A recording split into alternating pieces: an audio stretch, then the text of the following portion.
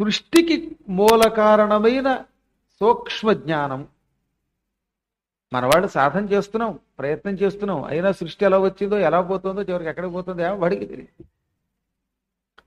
అది సహస్రార కమలములో కొంతమందికి అంటే ఈ శిరోభాగంలో కనపడుతూ ఉంటుందిట. ఈ పై భాగంలో కళ్ళు మూసుకుంటే సృష్టి ఎలా కదులుతోంది, ఎన్ని అండాలు ఉన్నాయి, ఎన్ని బ్రహ్మాండాలు ఉన్నాయి, ఇవి కదిలి చివరికి ఏమైపోతున్నాయి, ఇదంతా తెలుస్తుంది.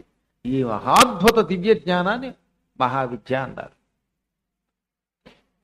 అనడం కాదు కానీ మీరు కూడా ఒక్కొక్కప్పుడు అప్పుడప్పుడు ఒక్కోసారి గురుధ్యానం చేసి కళ్ళు మూసుకోండి. ఒకసారి ఆత్మవిద్యని మహావిద్యని తెలుసుకోవాలనుకోండి. తెలియకుండానే కొన్ని అనుభూతులు కలుగుతాయి. అనుభూతుల వల్ల లోపల గిర్రున తిరుగుతూ ఉంటుంది ఒక వలయం, కాంతి వలయం. మొట్టమొదట ధ్యానం చేయగా ఈ సహస్రారకములో కాంతి తిరుగుతుంది. ఆ కాంతిని వలయము అన్నాం. వలయం అంటే ఏంటన్నాడు, గుండ్రంగా తిరుగుతుంది రౌండ్గా. ఆ తిరుగుతున్నప్పుడు అందులో ఎన్నో లోకాలు ఎక్కడి నుంచో పుడుతున్నాయి, ఎగిరిపోతున్నాయి, మళ్ళీ నాశనం అయిపోతున్నాయి, మళ్ళీ పుడుతున్నాయి, తిరుగుతున్నాయి, రొటేషన్ అవుతూ ఉంటాయి. ఆ చిట్ట చివర ఎక్కడి నుంచి ఈ సృష్టి ఆరంభమైందో ఆ సూక్ష్మమైన కిరణం కనపడుతుంది.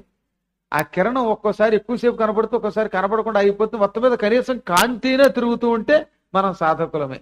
ఇక్కడ ఎప్పటికీ కాంతి కనపట్లేదంటే ఇంకా సాధనకి చాలా సమయం ఉందని అర్థం.